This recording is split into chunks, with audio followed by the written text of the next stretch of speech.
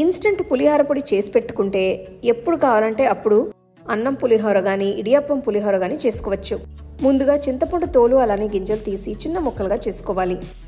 ఇప్పుడు శనగపప్పు, మినప్పప్పు, ధనియాలు, మిరియాలు, మెంతులు ఒక్కొక్కటిగా వేసి మీడియం ఫ్లేమ్లో డ్రై రోస్ట్ చేసుకోవాలి. ఇవి వేగిన తర్వాత ప్లేట్లోకి తీసుకుని పక్కన పెట్టుకోవాలి.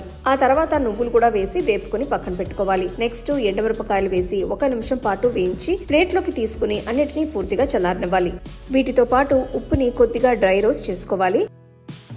ఆ తర్వాత చింతపండుని కూడా 5 నిమిషాల పాటు వేయించి చల్లారించుకోవాలి. ఇప్పుడు వేపుకున్న అన్ని పదార్థాలని మిక్సర్ జార్లో వేసి దీంతో పాటు చింతపండు, బెల్లం, ఇంగువ వేసి మెత్తగా రుబ్బుకోవాలి. ఈ పొడిని ఎయిర్ టైట్ కంటైనర్ లో పెట్టుకుని స్టోర్ చేసుకోవచ్చు. ఇప్పుడు కడాయిలో నువ్వుల నూనె, ఆవాలు, పచ్చిశనగపప్పు, మినపప్పు, ఇంగువ, పల్లీలు, కరివేపాకులు, పసుపు వేసి వేయించుకోవాలి.